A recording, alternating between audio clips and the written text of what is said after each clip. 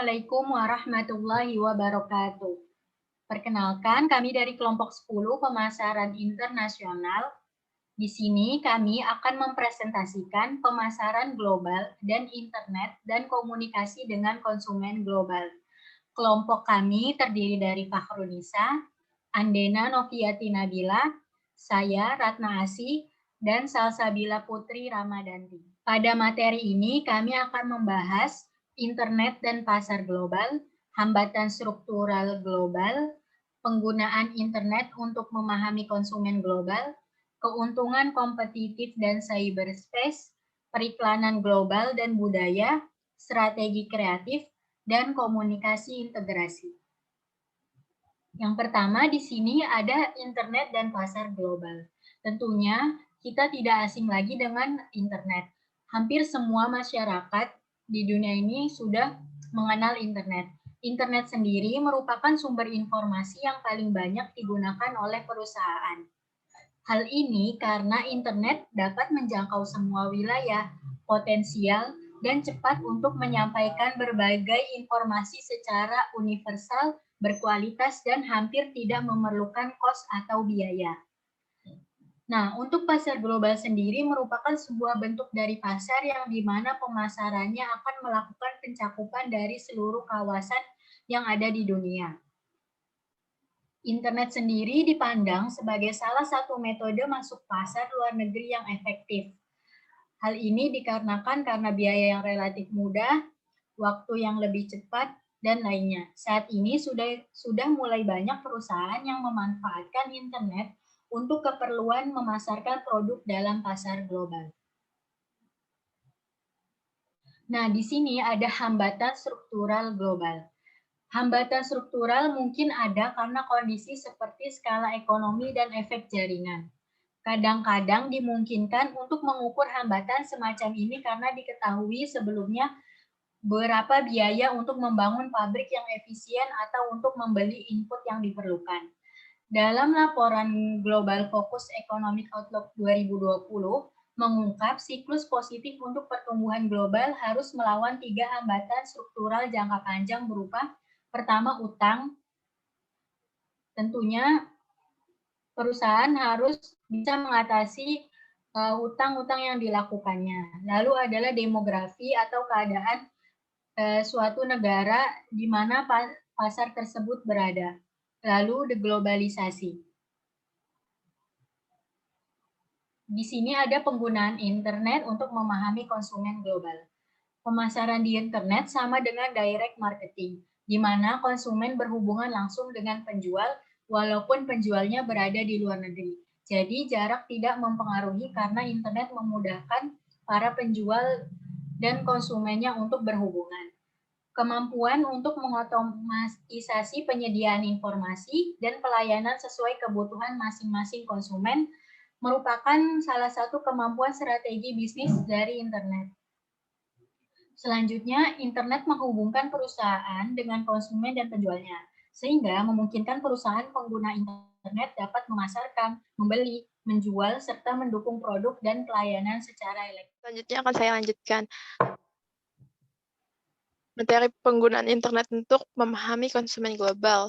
Dari sudut pandang konsumen, perusahaan secara konsisten dapat memberikan yang terbaik dengan menjaga kebutuhan masing-masing konsumen, mempertahankan kecenderungan pasar, menyediakan informasi yang ada hubungannya secara menarik sewaktu-waktu di mana saja dalam beberapa media dan menyediakan pelayanan sesuai dengan kebutuhan konsumen.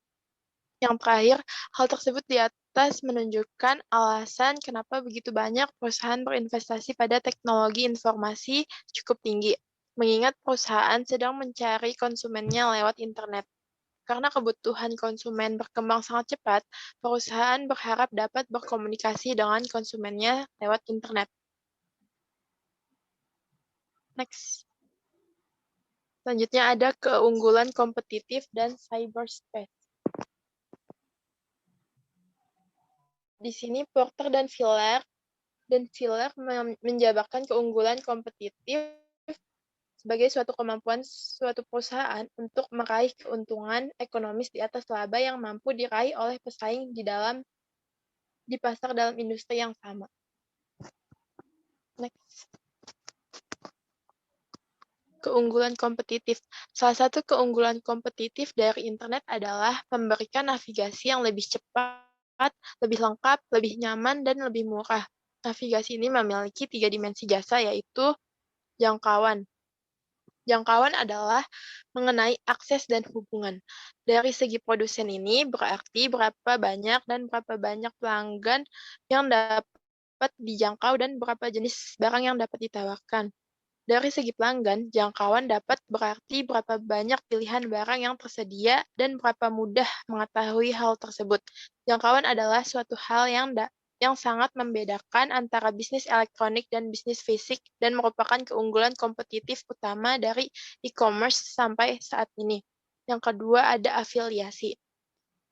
Afiliasi di sini adalah keberpihakan pada suatu pihak. Yang ini memang tidak begitu nyata pada bisnis fisik, tetapi mulai tampak pada bisnis elektronik.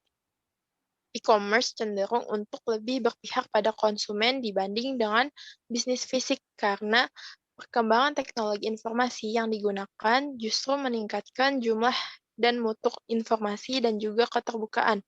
Ini tentu saja lebih menguntungkan para pelanggan. Pelanggan akan lebih berkuasa daripada produsen dibandingkan masa perdagangan fisik. Pada gilirannya, afiliasi ini akan merupakan keunggulan kompetitif pula bagi para produsen. Dan yang terakhir ini ada kekayaan. Kekayaan adalah kedalaman dan keterincian informasi mengenai barang atau jasa yang dapat diberikan oleh produsen kepada para pelanggan ataupun yang dapat dikumpulkan mengenai para pelanggan. Selanjutnya akan dilanjutkan oleh teman saya, Farnisa. Baik, saya akan menjelaskan mengenai cyberspace. Jadi, media elektronik dalam jaringan komputer yang banyak dipakai untuk keperluan komunikasi satu arah maupun timbal balik secara online atau terhubung langsung. Next. Periklanan global dan budaya. Periklanan global, pemakaian imbauan periklanan, pesan, seni, naskah, foto, cerita, dan potongan video serta film dalam pasar berbagai negara. Dalam periklanan nasional, pengiklan harus mempertimbangkan ketersediaan, biaya, cakupan, dan kesesuaian media. Pemasar internasional harus mengetahui pengaruh budaya dan harus menyiapkan diri untuk menjawab tantangan itu atau mengubahnya. Biasanya dalam periklanan terjadi hambatan, misalnya hambatan bahasa, contohnya seperti idioms. Untuk menghindari kesalahan terjemahan, maka slogan dalam bahasa Inggris tidak diterjemahkan ke dalam bahasa lokal, tapi digunakan di seluruh dunia. Hambatan budaya lainnya, banyak isu promosi yang rumit terjadi pada bidang agama. Selain agama, sensitif politik juga menjadi krusial. Next. Media periklanan global. Yang pertama ada majalah. Majalah teknis digunakan secara ekstensif mempromosikan barang ekspor. Kemudian radio dan televisi. Bisa jadi karena nilai hiburan yang melekat, radio dan televisi telah menjadi media komunikasi utama di hampir semua negara dengan ketersediaan iklan televisi dan radio berbeda-beda di setiap negara. Kemudian internet. Internet telah muncul sebagai media yang layak untuk periklanan dan harus dimasukkan dalam campuran media yang memungkinkan perusahaan. Penggunaannya dalam komunikasi dan promosi bisnis ke bisnis melalui katalog dan deskripsi produk dengan cepat mendapatkan popularitas. Kemudian media sosial. Media sosial seperti jejaring sosial, blog, dunia virtual, dan berbagai video dapat menjadi alat pemasaran yang ampuh. Tetapi pemasar mulai mengenali dan membiarkan konsumen berinteraksi dengan merek dengan cara mereka sendiri. Konten yang dibuat konsumen berdampak pada merek baik positif maupun negatif, dan media baru menjadi agenda para pemasar dari semua, bukan hanya yang ditargetkan anak muda. Next. Selanjutnya dilanjutkan oleh Ande. Jadi budaya diperlihatkan sebagai periklanan, yaitu periklanan internasional ini harus mengetahui pengaruh budaya dan harus menyiapkan diri untuk menjawab tantangan itu atau mengubahnya. Periklanan internasional di sini memainkan peran penting, bahkan dapat dikatakan menentukan dalam mempengaruhi kecepatan tingkat perubahan di seluruh dunia. Contohnya seperti pabrik sabun dan deterjen telah mengubah kebiasaan mencuci, dan industri elektronik telah mengubah pola hiburan. Selanjutnya ada hambatan. Yang pertama ada hambatan bahasa, yaitu untuk menghindari hambatan ini harus jangan sampai menerjemahkan kesalahan. Maka slogan dalam bahasa Inggris gunakan di seluruh dunia, jangan diterjemahkan dalam bahasa lokal. Dan selanjutnya ada hambatan budaya lainnya, yaitu banyak isu promosi yang rumit terjadi pada bidang agama. Selain agama sensitivitas, politik juga menjadi hambatan budaya yang krusial. Selanjutnya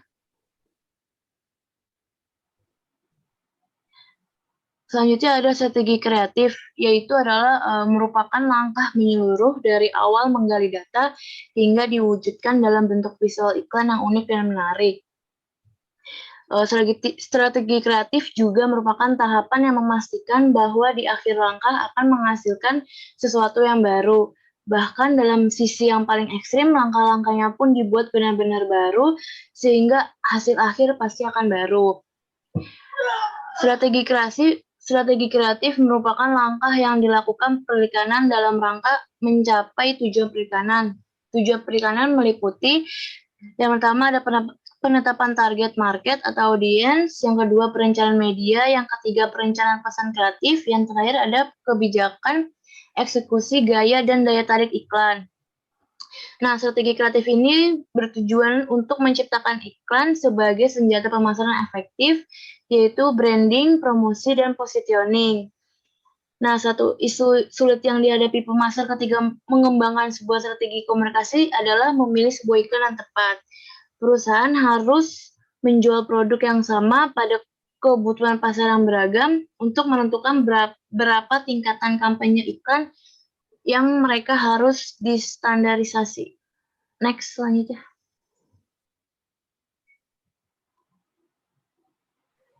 Nah, komunikasi integrasi atau yang bisa disebut Integrated Marketing Communication atau IMC adalah koordinasi dan integrasi semua alat komunikasi pemasaran dalam perusahaan ke dalam program tanpa batas yang memaksimalkan dampak pada konsumen dan orang lain dengan biaya minimal.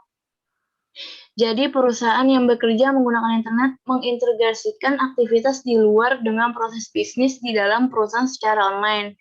Contohnya, situs web perusahaan tersambung dengan database operasional yang tersimpan pada server web internet, sehingga pengunjung situs web perusahaan tersebut dalam memperoleh informasi lebih detail, up-to-date, dan dapat digunakan untuk mendukung aplikasi IC.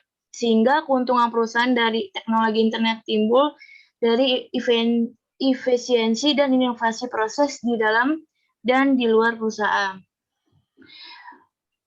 Yang kedua, komunikasi pemasaran terpadu terdiri dari periklanan, promo penjualan, pameran dagang, penjualan pribadi, penjualan langsung, dan hubungan masyarakat. Semua elemen tersebut saling memperkuat. Dari bauran promosi ini memiliki tujuan bersama, yaitu untuk keberhasilan penjualan suatu produk atau layanan. Yang terakhir ada bagi kebanyakan perusahaan periklanan dan